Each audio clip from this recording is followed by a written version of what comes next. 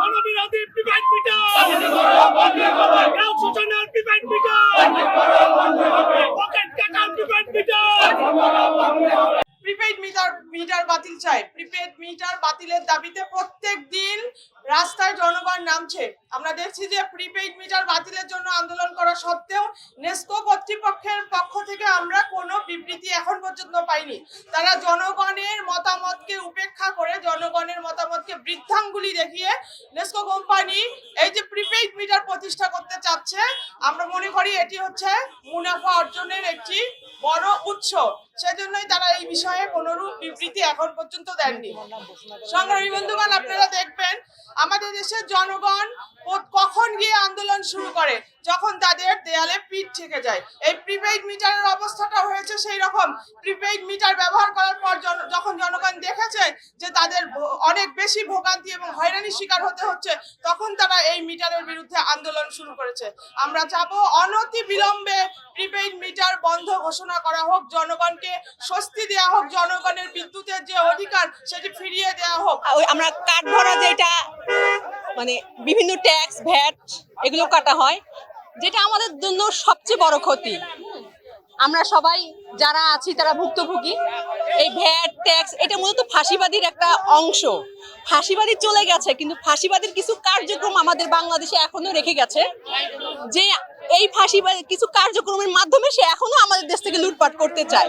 আমাদের দেশের সরকারের দৃষ্টি আকর্ষণ করছি, তিনি ফাঁসিবাদীর কোনো অস্তিত্ব, কোনো কার্যক্রম এই বাংলাদেশের মাটিতে রাখতে দিবেন না। যদি তারপরেও রেখে যায়, আমরা রংপুরের মানুষ তথা সারা বাংলাদেশের মানুষ গজরে উঠবো। আমরা কোনোভাবেই সেই অস্তিত্ব আমাদের দেশে রাখতে দিব না। সেইটার জন্য যদি জীবন দিতে হয়, আমরা জীবন দিতে প্রস্তুত। বিদ্যুৎ এবং জ্বালানি নিয়ন্ত্রক সংস্থায়, এই বিদ্যুৎ এবং জ্বালানি নিয়ন্ত্রক সংস্থার আদেশ আছে, VAT tax demand charge service charge সব মিলেই বিদ্যুৎ দাম নির্ধারণ করা হয়। তারপরও কেন সার্ভিস চার্জ কাটা হয়, ডিমান্ড চার্জ কাটা হয়, ভ্যাট কাটা হয়? এটা হচ্ছে আমার প্রশ্ন। আর এই প্রিপেড মিটারে 1000 কোটি টাকা লুটপাট হয়েছে, 500 কোটি টাকা বিদেশে পাচার হয়েছে, দুদকে মামলা চলতেছে। একটা মামলাবাজ প্রিপেড মিটার, দুর্নীতিগ্রস্ত প্রিপেড মিটার আমাদেরকে কেন দেওয়া হবে? এটা আমাদের গলার কাটা হয়ে দাঁড়িয়েছে। আমার কৃষক বিদ্যুৎ দিয়ে পানি নেয়, পানি নিয়ে ধান আবাদ করে, ধান বিক্রি করে বিদ্যুৎ বিল পরিশোধ করে, সে বিদ্যুৎ বিল কিভাবে আগাম টাকা দিয়ে বিদ্যুৎ পরিশোধ করবে? এই শ্বেতপত্র প্রতিবন্ধনে 28 লক্ষ কোটি টাকা বিদেশে পাচার হয়েছে, তার ম্যাক্সিমাম টাকা বিদ্যুৎ খাতের। আমরা আপনার মাধ্যমে মাননীয় প্রধানমন্ত্রীর কাছে বিনীতভাবে অনুরোধ জানাতে চাই, আপনি 31টা প্রকল্প বাতিল করেছেন, এই দুর্নীতিগ্রস্ত আওয়ামী লীগের 31টা প্রকল্প বাতিল করেছেন। আপনি মেহেরবানি করে জনগণের স্বার্থে, জনগণকে বাঁচাতে এই প্রিপেড প্রকল্প দ্রুত বাতিল করেন।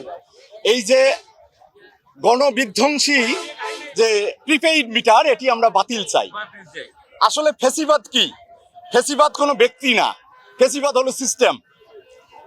যত রকম এই ফ্যাসিবাদী সিস্টেম আছে, এগুলো যদি উৎখাত করা না যায়, তাহলে আমরা আমাদের এই দেশ থেকে ফ্যাসিবাদ উৎখাত হবে না।